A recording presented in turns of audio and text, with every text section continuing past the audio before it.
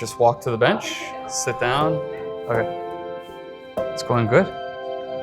Hi, my name is Jason, and I'm the operations superintendent for the anode rotting shop, the carbon plant, and the bath plant here at BC Works in Kitimat. I've worked at Rio Tinto for 12 years. The rotting shop, it's more geared towards maintenance, so being on top of your maintenance routines and your PMs and breakdown follow-up. I think every day brings like a new excitement and a new challenge. You know, you can't script your day, especially when you're leading a big team. My colleagues would describe me as determined, persistent, firm but fair. There's care for the employees, there's care for the community, there's also care for the business and making sure that we're able to give back.